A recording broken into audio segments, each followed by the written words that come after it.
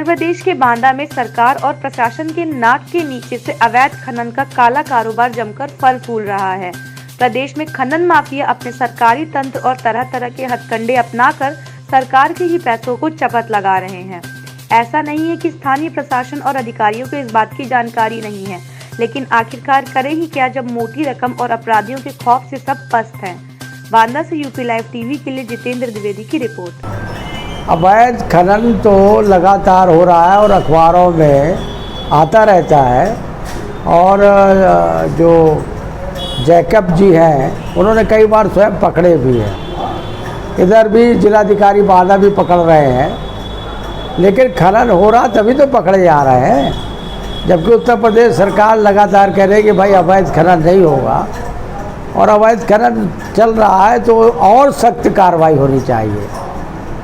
अवैध खनन के कारण, ओवरलोड ट्रकों के कारण सारी ज़िले की सड़कें ध्वस्त हो गई और अरबों रुपया का पैसा खर्च होता है और करोड़ों रुपया मान लीजिए बालू के खनन के रूप में जो मिलता है राजस्व, उससे कई गुना नुकसान हो रहा है।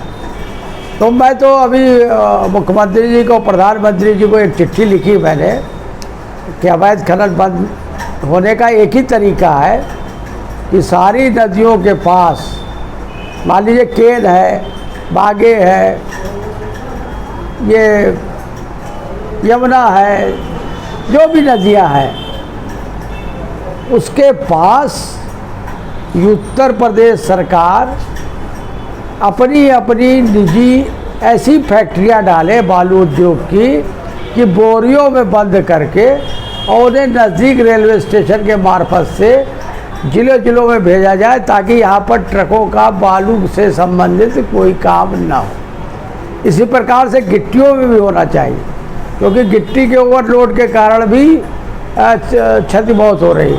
गिट्टी ले जाना, सड़क बनवाना, बालू जाना, मकान बनवाना आवश्यक है, लेकिन इसको रोकने के लिए, अवैध खनन रोकने के लिए, सड़कों की दुर्दशा बचाने के लिए लोग बाग गड्ढे में फंस के मर भी जाते हैं। इन सब को रोकने के लिए मैंने प्रधानमंत्री जी को और मुख्यमंत्री जी को चिट्ठी लिखी है कि नदी के पास ये उद्योग लगावें और प्लांट लगाकर बोरियों के माध्यम से, जैसे सीमेंट की बोरी निकलती है वैसे बालू की बोरी निकले और वहाँ पर लोकल ढुलाई कराकर स्टेशन के मार्फत से इनको भिजवाया जाए, ताकि ओवरलोड बंद हो और जो नुकसान हो रहा है, बहुत ज़्यादा नुकसान हो रहा है। जितना पैसा दे नहीं रहे उसके कई गुना अवैध खनन से लोग बात पैसा बना रहे हैं। अधिकारी है, काम कर रहे हैं, इस मौके के लिए अवैध खनन की धुलाई और नहीं रहा है।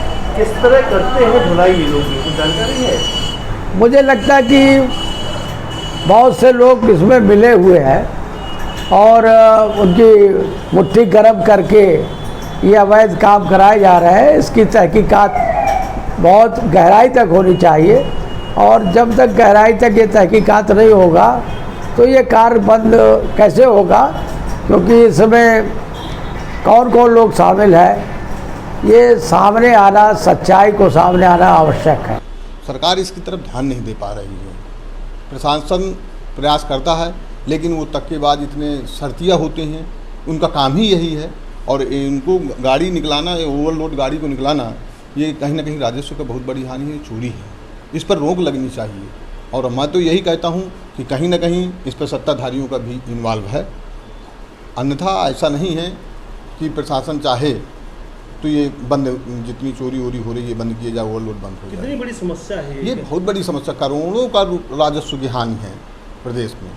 और जहाँ खनन निकलता है, आप देखते हैं, आप सबसे ज़्यादा बांदा, हमीरपुर, महोबा, ये ऐसे ज़िले हैं कि ये सिर्फ खनन पर ही आधारित है यहाँ पर, और इससे सरकार को बहुत बड़ी आय होती है।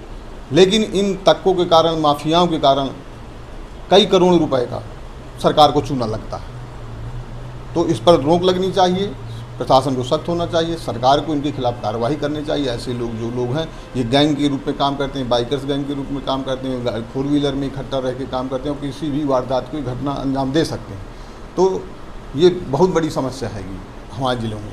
कितनी बड़ी चुनौती अधिकारियों को लेकर एक चुनौती तो है ही है कि देखिए वो लोग पूरा असलहों से लैस रहते हैं, वो नाजायज़ कार्य करते हैं और अधिकारी लोग रात बिरात जाते हैं, उनके पास सुरक्षा व्यवस्था रहती है नहीं रहती, सबको अपनी जान का खतरा रहता है, इसके बावजूद भी वो लोग प्रयास करते हैं लेकिन इस पर सफल नहीं है। नेटवर्क कितना बड़ा इनका है? बहुत बड़ा नेटवर्क है टक्कों का। कहाँ तक नेटवर्क है? इनका ये समझ लीजिए कि जैसे यहाँ से बांदा से निकल के लखनऊ माल जाना है या इस तरफ रायबरेली जाना है, तो ये पूरा सिस्टम हर ज़िले पे सिस्टम बनाए हुए हैं। प्रत्येक ज़िले पर इनको एक ज़िले को पार कराने पर ट्रक को 5,000 रुपये लगभग लगता है इनको।